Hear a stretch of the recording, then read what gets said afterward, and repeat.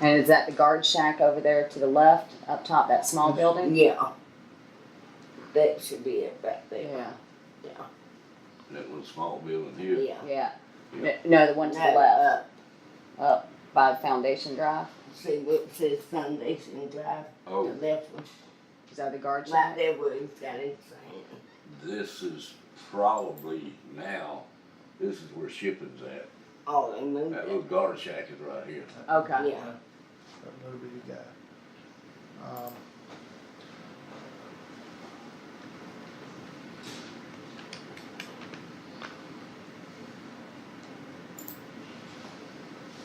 Since I want to do this when I go home. Huh? I'm gonna get on my laptop and play with this. Oh, Just go to Google, Howard. yeah, Google. No, I went to, I'm going to Google now. Okay.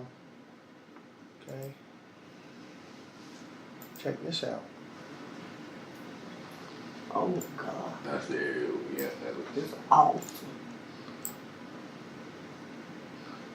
Maybe it's Rob, I don't know if this is of any use. Well, it is. It's fun. It can be if we get the right shot of the plant, because I don't think we got the plant. Yeah, that's not the plant, is Yeah. it? I The like plant's it. across. You're on the wrong side of the street. I think if you, yeah.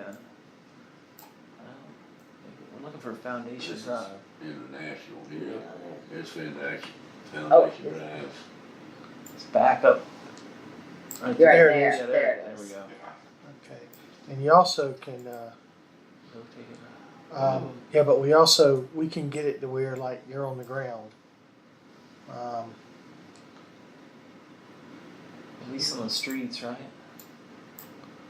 Yeah, I mean, Street view. we can, You can get that three-dimensional shot from like bird's eye or whatever they call it. yeah. Fall in my pocket. I don't want you to fall in my pocket. You won't sit Samuel still so you can see it. There we go. I'm fine, because I'll have to. Oh, yeah. This neat. Oh, man, I love this. Yeah, but I've got this in the It's wrong hard place. to navigate. You know. Well, especially when. Hey Ed, ask him to grab whatever I printed on the printer, or did you grab it? Still listed as international paper. Huh? Well, yeah. Yeah, and according to Savannah Sages, Savannah Area Geographical Information. All right, I'm on Google Maps right now. Number 1 Foundation Drive is the address. But I flipped it over to like the street view, and then I kind of like screwed up. So, all right. So I have a pretty good understanding now of you know, at least what we're talking about structure-wise inside Well, that- the plant. That's it, right there. When you started out as a laborer, were you working machines 1 and 2, or? When I started as a laborer, Put your mic on, Sarah, please. Sorry. I was basically on, What is it, got upside down?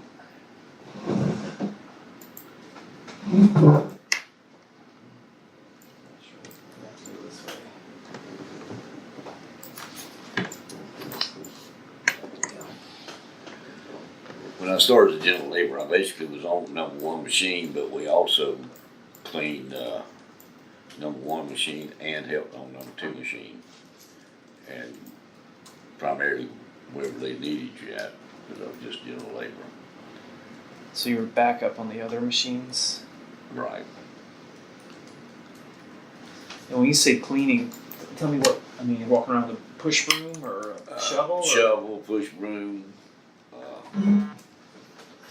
Whatever needed to be cleaned up. If we had a machine break, we would have to pull out the roofing material that had broken, Yeah. Processed and pull it out, and then we'd have to haul it off with forklifts.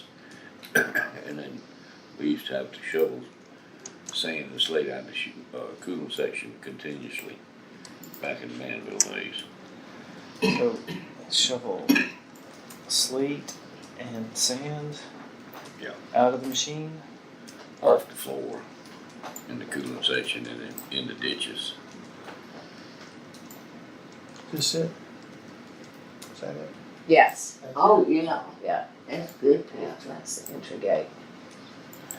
There's the old trucks, S- Huh? there's the old blue truck. Oh, really? That's it. Yeah, we can show them pictures of his truck there. Proof that I worked there. We should screenshot that just for that purpose. Yeah. Can you do that?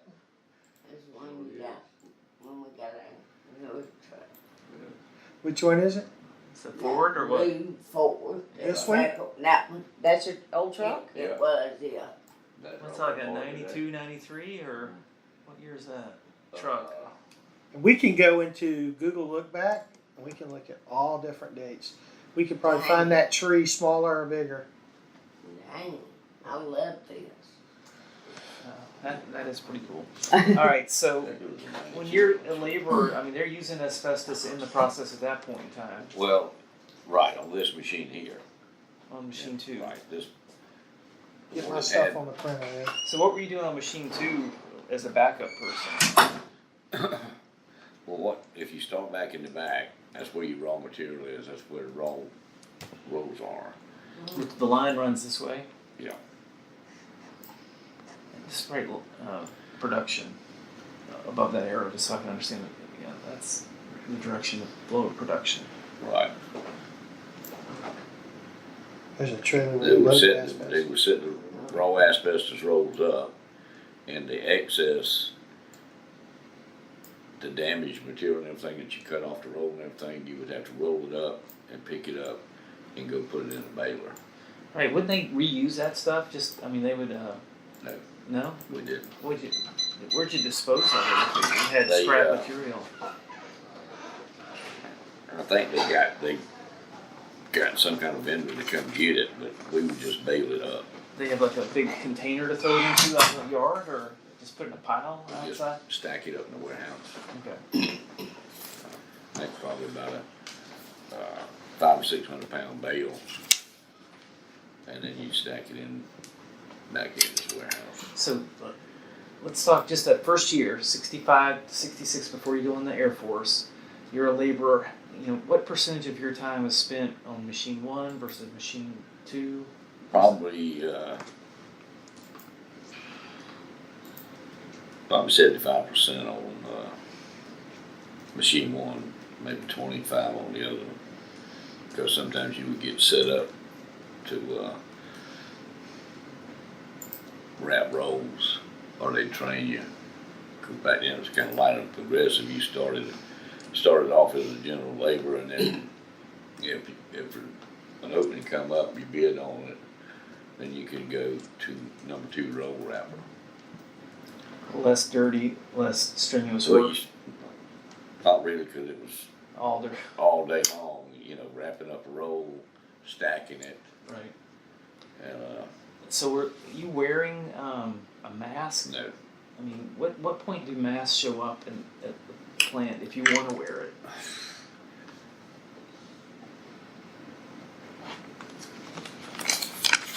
I'll put it this way. Probably in the 70s. 72 with OSHA is when the whole disposable mask thing kind of became prolific, because that's when, for OSHA reasons, employers started supplying them, especially in places like this where you had, dusty work conditions and even asbestos and other dust materials. So in the early 70s, did they have a disposable mask that showed up at stations, or you could? They didn't have them in stations, and like I said, we used to have that little old 3M dust Right. nuisance mask and Right. everything. They wouldn't. I mean, they would like keep them in the office and everything, You and could get them on request. if you needed it. But as far as requirement and everything, Right. they didn't require. Was anyone wearing them?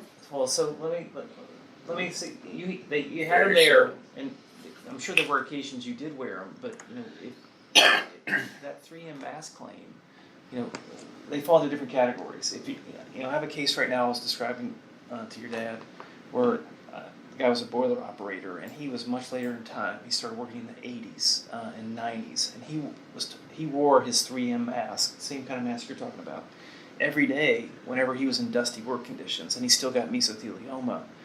And they are a they're a viable company, huge company, and they, I've got a basically a $2 million demand against them in the case. That's how, they are the primary culprit, because this guy knew some of the stuff was asbestos, wore this mask to protect And it himself. didn't protect and it him. didn't work.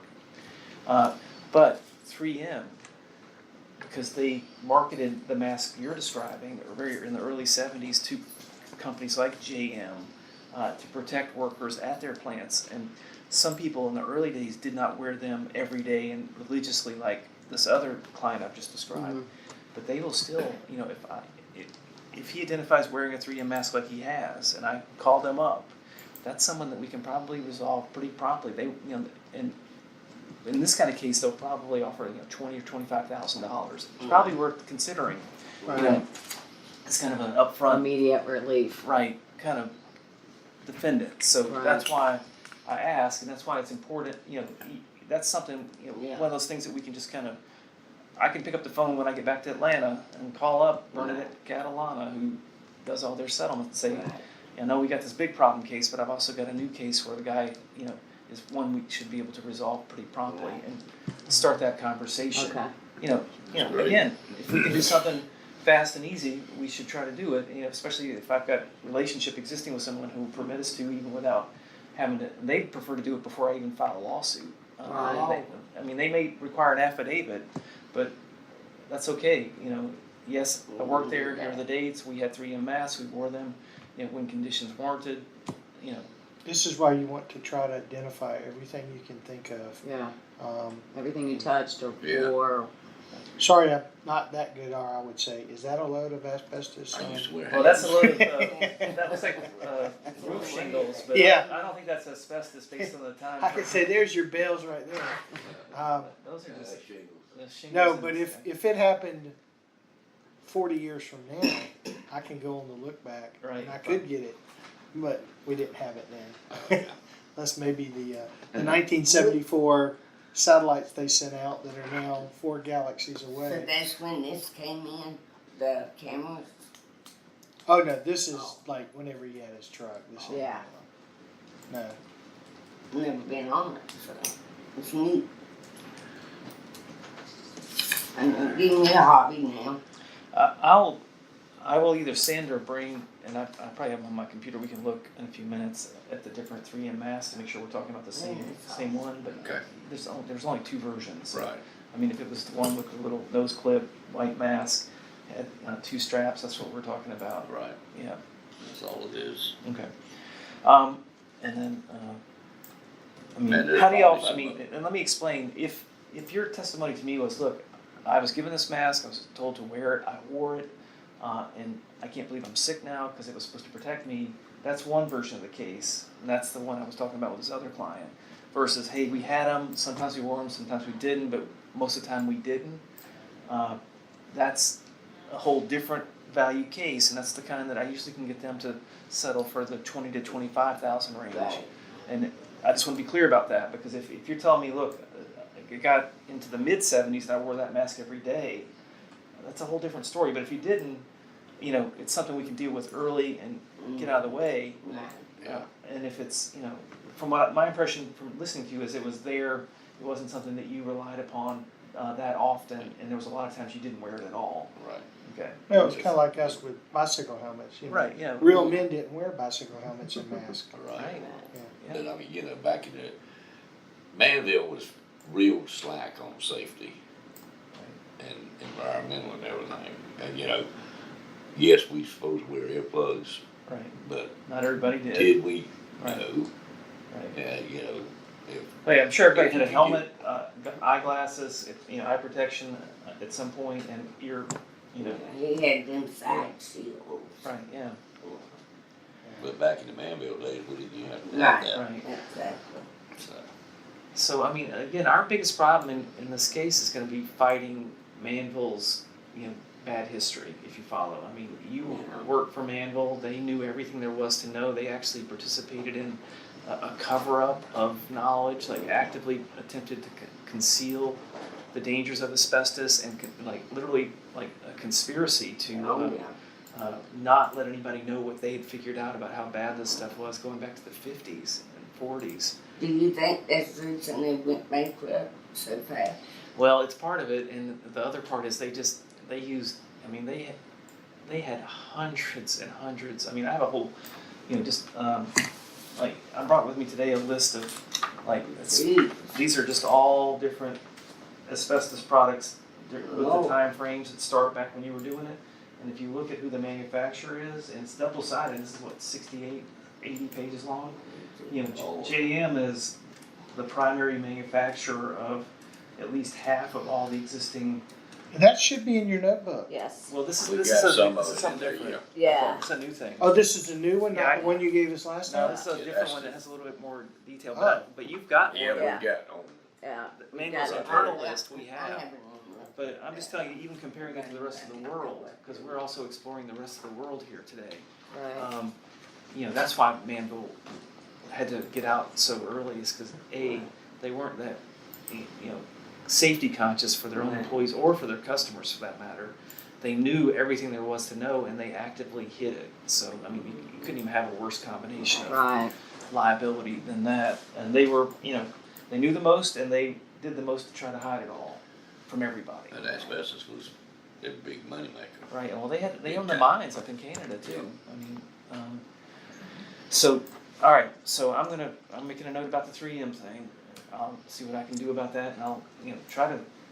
Today is Thursday, right? Yeah. I think so. Yeah, there was No. probably other type masks we used, but 3M just jumps out at me right Right. off. Right. But Yeah, I mean, over time, I mean, there was a company called MAS, I think, or MSA, MSA. MSA, I think. Yeah, they were a little bit later who came in, and there were, I mean, MSA and JM were, I mean, MSA and 3M were the major kind of, but there were two, American Optical. There were some other companies that had, safety PPE type Yeah. equipment over time.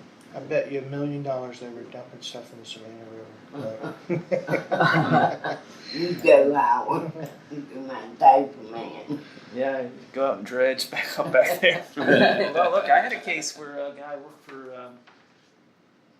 for Georgia Pacific, and his wife got meso, and I was just asking him about joint compound, and he's like, "Oh yeah, I used to work at a warehouse out in Indiana." And I'm like, well, they say they stopped selling the stuff in the 70s. He says, that's not true. We had it there in the 80s. And when we found all these buckets, stuck in a pallet in the back corner, we just took them and threw them in the pond behind the plant, just to get rid of them so nobody knew we had them. I mean, Yeah. Jeez. so that happens. Oh, Howard's right yeah. about just tossing it, out of sight, out of mind. All right. Talking JM about used to kids being a problem. My brother worked at the plant too for a little bit. Right. So would they try and say that he brought it home to him? Well, they might, but at the same time, that That's a good question.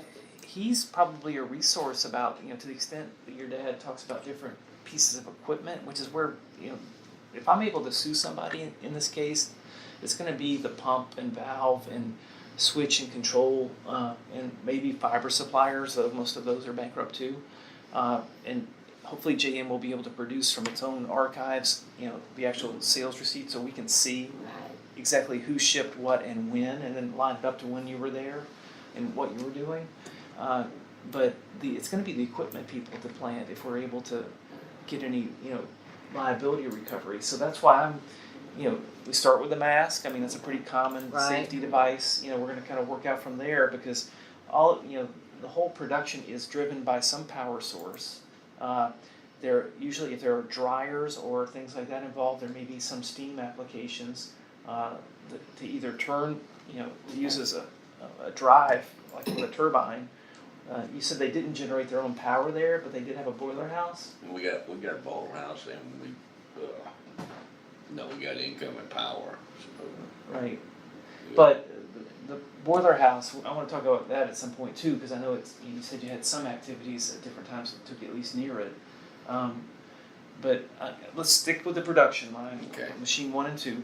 So if you were, the actual machinery, the raw materials go in one end, the finished product comes out and is rolled up on the other. right. Right?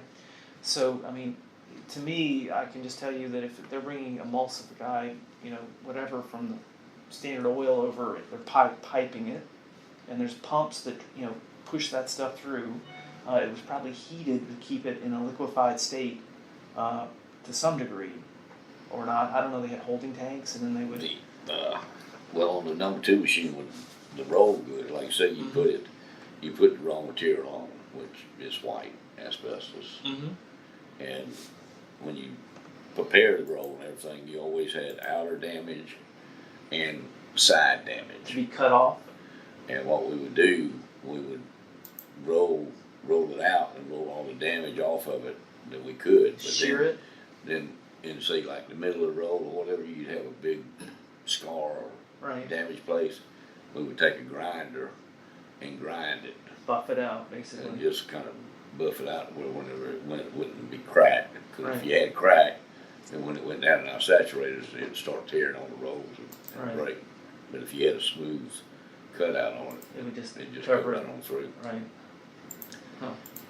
So, okay, so on, so the, how wide was the sheet? 36 Feet or inches? inches. 36-inch felt? Yep. Felt, okay. And how long was the production line itself? 100 feet, 200 feet?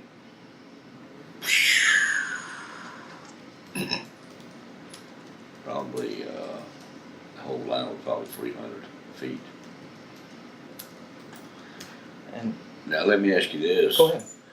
See, once all this here would be like a bunch of rolls and everything in here is what we call the dry mat rolls, and that sheet would just go up and down like that. Mhm. That way, whenever they needed to splice onto another roll, they could disengage that clutch, Right. and the rack would come down, They get tight. and they could go ahead and make their splice and everything, and the rest of the machine would still be running. It was like just the, Just that one section, give you enough time, give you 30 seconds to make Right. a splice onto another roll to get it going up, and then the front and part. speed it back up to get your, Right. and then slow it back down. Now, once it left there, it went into a saturator. That's where it was nothing but pure coating. Right, asphalt with the asbestos mix in it. You'd have the sheet, Was the sheet itself asbestos? asbestos. Fabric, okay. Yeah. Mhm. Now, it would dip down into the saturator Right, and start turning it black. right.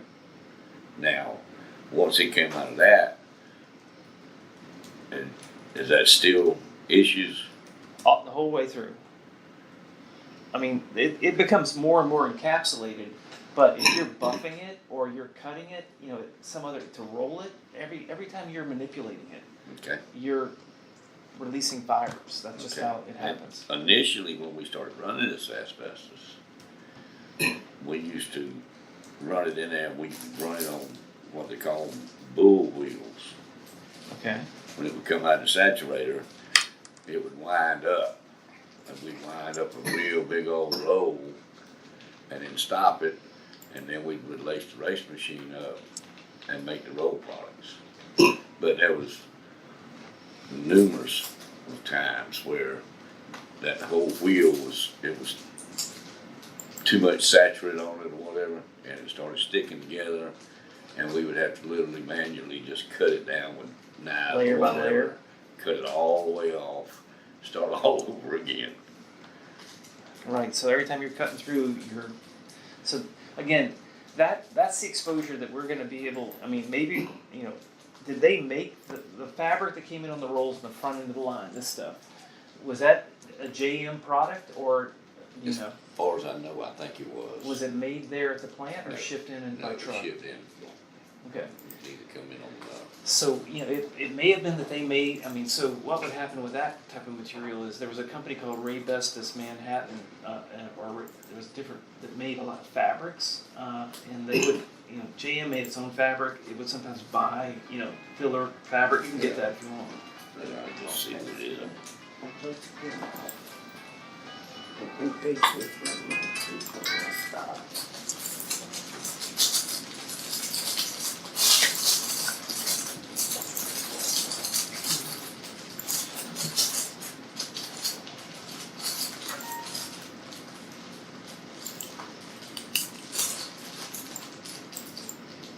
I'm just making a note about that bull wheel thing.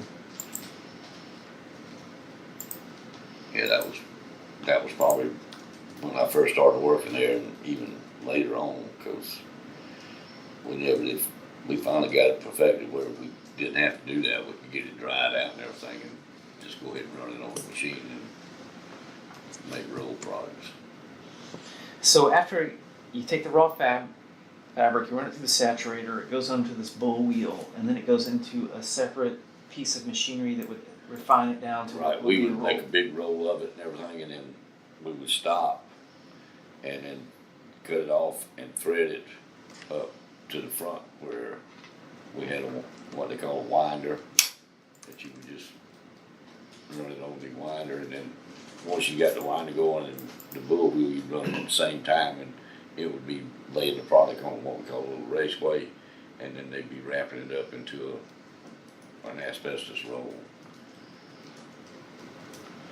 And the rolls were what were sold to customers? Oh, yeah. Yeah, that's what you bought at the roof, like Yeah, the hardware I think store or it was- whatever? I wanna say it was 15-pound asbestos roll, weighed probably maybe 70 pounds. Right, with the asphalt and everything. Yeah. And they were, what, 100-foot runs or 200-foot runs per roll? 36, Either way, I that think it's about 100 foot. Rob, I'm printing some of the tax records and we can go back into the 90s probably, but like each building, it tells the construction of it and, you know, what's in there, like dry sprinklers and hardboard siding and stuff like that. So yeah, it may be of no use, but, you know, it's in the tax records. We'll What's take it. concrete, what's asphalt, I mean, it goes through and identifies each component. So, And see, I'm more interested in like, you know, Johns Manville Products, Johns Manville Corporation. Yeah. Those entities are the ones that we've got to kind of sort through to make sure that we've identified for workers' compensation purposes, if necessary, right. you know, who Yeah. we're naming. And I think I've already asked, you don't have any old pay stubs that go back as far as, or tax records from the JM days, do you? There might be Yeah. some up in there. It's worth looking, I mean, Yeah, I can check. it's, Do you have anything And I don't mind- in look, your I- divorce papers? Because anytime when You had to you and mom produce got divorced, you financials? had to produce your financials. So maybe back I when didn't mama, know. You can contact the Chatham County Courthouse and ask them, they'll go to the archives and pull it, and you can go down there and look. And then you can just pay them per copy. I mean, granted, it was, That'd be probably the best way to try and. What- because that was in the eighties when you and mom got Trust me, divorced. they have stuff from the So- 80s. I mean, the court even sent me the other day my actual oath that I signed when I was sworn in 1984 and 85. Yeah. So I ain't- they keep those old records. So in your divorce documents with mama, there might be something there. Oh, I'm sure the WT forms are. I've Yeah, seen you some had to John prove your Manville. income for I child could support. email Elaine because I still get emails and shit from her. What would you need wages for? just to make sure if we decide that we're gonna pursue a workers' comp against JM, that we've got the correct JM entity that was writing your checks, what they call it, which division was called, you know, Oh, okay. just for I precision, can tell you my starting off wage. right? Well, You just need the See, info, like- who was on the check. So I mean, like in 1975, the property changed hands from John Manville Products to John Manville Corporation, and then later John Manville Corporation changed names to John Manville Cell Corporation, and then somehow, not in here, it doesn't show, but it went to Schuler International, Right, that was back in when they went at, but this doesn't show when it went from Mansville to that, and That was then asbestos. Corning, then Corning Fiberglass, has got Corning Roofing and formerly known as Owens Corning. So I mean, all these names matter. yeah, they matter for the workers' compensation Yeah. case mostly, just to They've make sure. even look at this. They've even got the plant website. Yeah. These tax guys, man, they get everything. Gee, So anyway, I'm printing all this stuff, so maybe there's We'll add something it to the collection. Yeah. So this process, and again, I'm always looking for the obvious sources of equipment that would have contained asbestos are, you know, anything that's liquefied and being pumped, or heated for processing. So, and heating for processing, that can be, a holding tank that holds the asphalt, Right. so that it's got the correct temperature to go in for consistency and viscosity and all that, to adhere. And it probably was heated, it wasn't cold, I don't think. And then, you've got chemicals that may be introduced into the line, for different purposes along the way to either, stabilize it or help That dry raw asbestos that the I rolls. used to Right. know with Powder. the cut, Right. that was some kind of a damn, additive filler. Right. It's actually a stabilizer they would put in there because it would just And give it wasn't on every product, and I can't remember what product it was on. Right. That doesn't matter so much because it's not like you're the roofer using the stuff. You're the guy making it with the raw asbestos. So Yeah. again, that's easy for us, and that's where I need to get hopefully the sales records of raw fiber into that plant so we can when we narrow down the years you were doing that, Right. see who was supplying the raw asbestos fiber. It may have been JM supplying its own. Or not, may have been somebody else. We'll figure that out hopefully. So that first year, you're just doing cleanup, and are you doing any of the cutting or machine operating or helping? Are you just the guy with the shovel and pushing around the racks and rolls? I did help bale up, and sometimes I would be in the vicinity when they were grinding the rolls down, so that asbestos just floating all in the air. And definitely, whenever we would wrap it up on that bull wheel and everything, Right. So that's the first year. So anything else you did job duty wise as a laborer? Other parts of the plant that you think mattered? well, I'm not positive, but I'm thinking in that first year was possibly with dumping of the can. Okay. Cause I can't remember, after 4 years when I come back, I Right. don't think I did, but Okay. because that was just a plain old general laborer's job. They just put you up there and say, here boy. Yeah. Your turn. Yeah. So did you ever get over? When's the first time you went into the boiler house? In the boiler house, Did you do cleanup there? there was occasions, but not that often. Right. Well, any occasion matters. I'll put it that way. And let me explain something too, just because I don't want you to have any preconceived notion that just because I did this the most, this is where we have to focus. You did something for one day, that could be a contributing cause of your disease. One day I got sent over to the boiler house to be on the cleanup crew there. Yeah. And there were insulators, or whatever present. I need to know that because you may tie in a contracting company that we could sue that was there doing shutdown work, or or it could be North Brothers, it could be Shook and Fletcher, which is another bankruptcy claim that we can make. Well, I mean, And Shook and later Fletcher on- may pay you later on in years, $40,000 in a bankruptcy trust claim. as So far as that, I mean, later on in years, whenever I was a lead man in a machine tender, right, if we was out there on, like, sometimes we'd have to go in on a Sunday afternoon and pump the machines in, it's like, you had to go check these ballers, make sure they were on and everything. right. So, I mean, that was just visual, Right. so. But at the same time, I mean, I do care, and we're going to talk about it more. I mean, I don't know if this plant had scheduled shutdowns or, they shut down at Christmas and 4th of July to do maintenance or. Most of the time, we try to do a scheduled shutdown at the end of the year. Right. It may be 1 week, it may be 2 weeks.